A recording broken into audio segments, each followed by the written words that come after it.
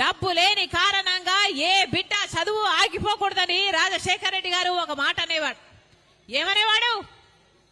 మీరు ఏది కావాలంటే అది చదువుకోండి, మీరు డాక్టర్ అవుతారా, మీరు ఇంజనీర్ అవుతారా, మీరు ఎంబీఏ చేస్తారా, మీరు ఎంసీఏ చేస్తారా, మీరు ఏది కావాలంటే అది చదువుకోండి, ప్రభుత్వమే ఉచితంగా చదివిస్తుంది అన్నాడు రాజశేఖర రెడ్డి గారు. అది ఫీజు రీయింబర్స్మెంట్. రాజశేఖర రెడ్డి గారు ఉన్నప్పుడు ఎంతమంది పేద బిడ్డలు డాక్టర్లు, ఇంజనీర్లు, ఎంబీఏలు, ఎంసీఏలు లక్షణంగా చదువుకున్నారు, ఈరోజు లక్షణంగా ఉద్యోగాలు చేసుకుంటున్నారు.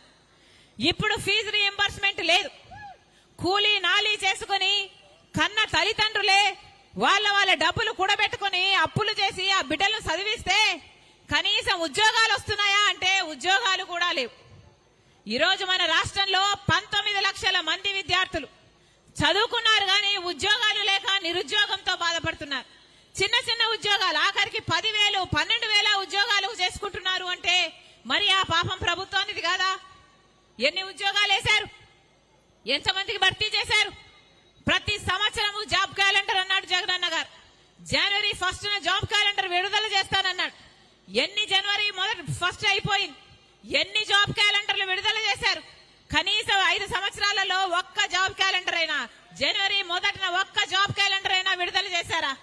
కనీసం ఈ 5 ఏళ్లలో ఒక్కటి గ్రూప్ 1 ఉద్యోగం అయినా వచ్చిందా? అంటే మన ఆంధ్ర రాష్ట్ర బిడ్డలు కనీసం గ్రూప్ 1 ఉద్యోగాలు చేయడానికి కూడా అర్హులు కారా? మరి ఇదేనా రాజశేఖర రెడ్డి గారి ఆశయాలను నిలబెట్టడం అంటే? ఎక్కడ రాజశేఖర రెడ్డి గారి సంక్షేమ పాలన, ఎక్కడ జగనన్న గారి పాలన? ఎక్కడ? భూమికి ఆకాశానికి ఉన్నంత తేడా లేదా? ఏమన్నాడు జగనన్న గారు? పూర్తి మద్యపాన నిషేధం చేస్తానన్నాడు జగనన్న గారు. 5 ఏళ్లలో పూర్తి మద్యపాన నిషేధం చేస్తానన్నాడు. అసలు మద్యం అన్నది ఎక్కడా లేకుండా చేస్తాను, ఆ తర్వాతే వచ్చి మీట్లో ఓట్లు అడుగుతాను అన్నాడు జగనన్న గారు. నాకు మేనిఫెస్టో అంటే బైబిల్, ఖురాను, భగవద్గీతతో సమానం అన్నాడు. ఆ మేనిఫెస్టోలో నేను పెట్టాను మద్యపాన నిషేధం చేస్తాను అన్న జగనన్న గారు. మరి ఇప్పుడు ఏమైంది? అన్నా ఎలా ఉంది ఇప్పుడు?